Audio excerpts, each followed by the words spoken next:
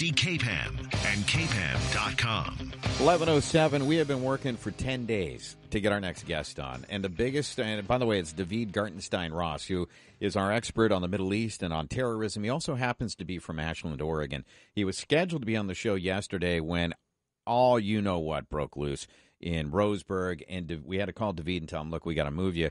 And the news hadn't reached the East Coast. And so he's, wow, what's going on? He had genuine concern, David, you had for your fellow Oregonians. So thank you for your compassion and wanting to know what was going on. Well, let me start by saying that I'm my thoughts and prayers are absolutely with all the families and community affected by the Roseburg shooting. As you said, I grew up in Ashland. I've spent a lot of time in Roseburg, and it's just shocking to get something like this from a community that's so small that I know so well. Terrible situation. So, David, that's the biggest story going locally for sure, even on the national scene. But prior to this, the biggest story going was in the Middle East, and it involved Russia, Putin, launching bombing attacks in Syria, and it appeared that our president was not prepared for what was going on. You are an expert there. I have my opinions, but I want to hear what you have to say. What does this mean that with Russia in Syria running their own bombing missions and telling the U.S. not to fly? You got 1 hour notice.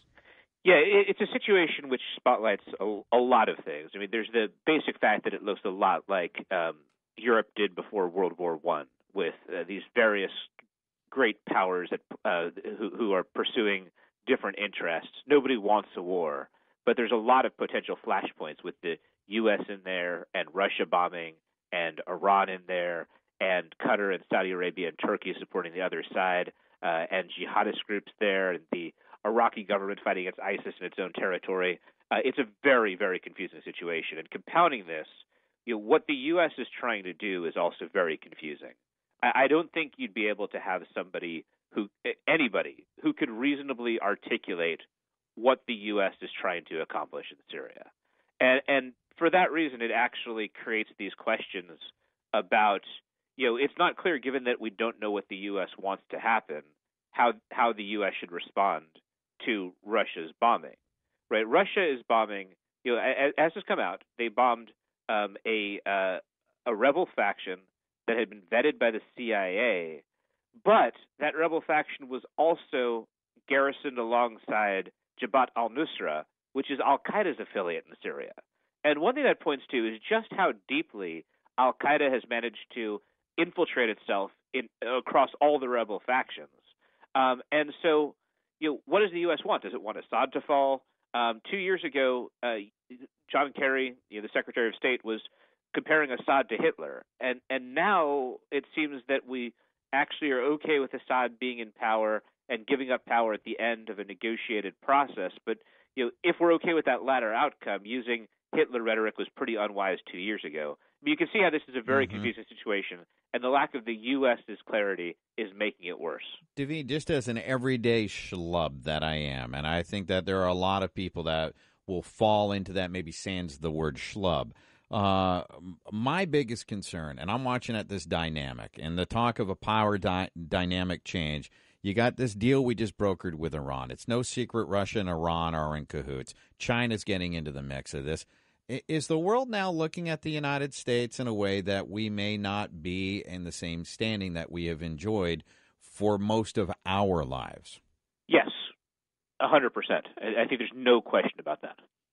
So we should be concerned that, we have a president who referred to these people as JV, that maybe he's really the JV or a freshman and not really able to navigate the waters that we're in right now. Look, I think that's accurate, and I think it goes beyond Obama. There's sure it's not, but yes, I mean I would absolutely critique the administration in that way. I mean, I also am no fan of the Bush administration's foreign policy, but that's a little bit beside the point. I would agree with you because look, the amount of dysfunction is significant, and that's one issue. The issue of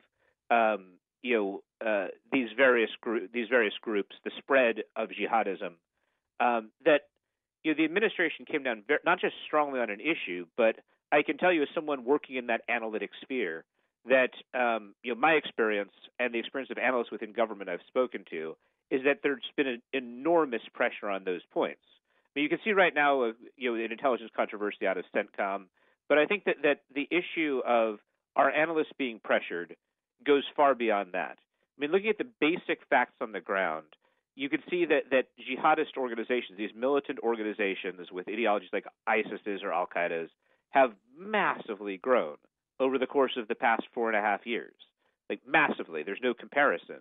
And, it's not as though the U.S. could stop all of that by any means. But, the buck stops with the president. That's a very, famous doctrine that a president encoded. The buck stops here. And I don't see this administration taking responsibility for the fact that its foreign policy is not working, and it has not been. Yeah, sans the administration, it has been a long buildup of bad people in positions that they weren't qualified for, my opinion here. And we found ourselves now in a situation that, I'll use the word dire, because that's how I feel, and I don't know if that's the right word, and that's why I'm asking you, David. You're an expert in this region. We really are finding ourselves in a situation where things could change dramatically for us. Am I right to be concerned about that? I think dire is accurate. I mean, not just dramatically for us, but changing dramatically for so many people whose interests are affected by what's happening in the region. In the past 4 years, you've seen multiple countries simply fall apart, from Libya to Syria to Iraq to Yemen. All of those countries had not fallen apart 4.5 years ago at the start of 2011. And militant, or you could also add northern Mali. You could add Mali to the mix. When you look at the situation, it's groups, violent non-state groups are becoming much more powerful. Tunisia, which was looking very bright about a year ago, is now fundamentally threatened. You had 2 major terrorist attacks targeting tourists with massive amounts killed, and this economy, which is about 15% of Tunisia's economy, about 15% of its employment as well, is dependent upon tourism. Now the tourists are not going to want to come. Like, it's an existential threat to that country as well. And what that means is yes, this is like things are going badly to the side, worse than I've seen any region collapse at any point in the past, say, 50 years. It's striking, and it fundamentally affects our interests. So, Devine, let me ask you, this is the $64,000 question. Putin, we know, is an evil, mean guy. He's going to get whatever he wants at all costs and doesn't care about hugging it out or being PC. We got a president who is super PC. The world's looking at us. If we get Putin goes in here and he restores what appears to be, and remember, perception is always the reality, some sort of order, does the rest of the world now look at us as, hey, we don't matter at the level we used to? Yes. I mean, I think that's the bottom line answer. And I'd say a semblance of order is actually setting the bar too high. If he's just seen as beating ISIS, like, that's enough, even if you don't get order within Syria. Wow. And so, yeah, I mean, like that's part of his play. Replacing the Pax Americana that had existed, 5 years ago, with an order where Russia is playing a much stronger role. And look, at the very least, he knows precisely what he wants in Syria.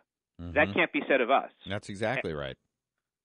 So what's our move, David? What should we be doing in order to secure our place in the world? That's an excellent question. I mean, first of all, we need strategic coherence in our policies.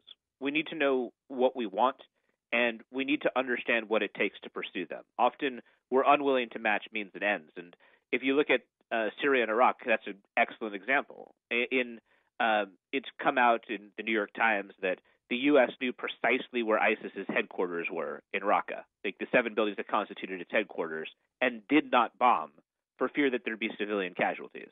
That is not a way to execute a war, right? And I'd say from a perspective of civilian casualties, the refusal to bomb ISIS's leadership will actually cause more people to die. The reason being it allows the war to be dragged out rather than going in and going for a decisive strategic kill. Russia is going to fight a very different war, and I'm not saying that that it's a model we should follow at all. They tend to employ scorched earth tactics, but at the same time, an unwillingness to really fight a war when you're at war is extraordinarily problematic. So I think knowing what we want and being willing to match means with ends, and if we won't do so, if we won't match the means to the ends we want to attain, I think we have to make better choices about where we'll actually stick our hands and where we'll actually try to achieve a result. If we're going to lead a bombing campaign, understand what it takes to win and be willing to win. Otherwise, let's not get involved. Libya is a great example of where becoming involved was a terrible mistake. And I don't think that's an ends-means problem, but I think it's a strategic problem. I think that we got so wrapped up in the romanticism of regime change that we wanted to be a part of it without thinking through the chaos we might leave in its wake. Well, the good news is our Secretary of Defense is willing to have de-escalation conversations, so I'm sure we're going to get there at some point. Hey, David, as always, a pleasure to have you on. You really are able to break things down and take very complicated things and make them palatable. So thank you. And again, thank you for your concern about your fellow Oregonians. There's no need to thank me for that. I mean, really, just my thoughts, prayers are absolutely with the community out there. You all stay safe. All right, David Gartenstein-Ross, he is our terrorism Middle East expert. He just laid it all out for you. You can buy into what he has to say. I tend to agree with him because he is a guy who really knows. He's there. He's on the ground often. So not a pretty picture that he's painting and what's going on.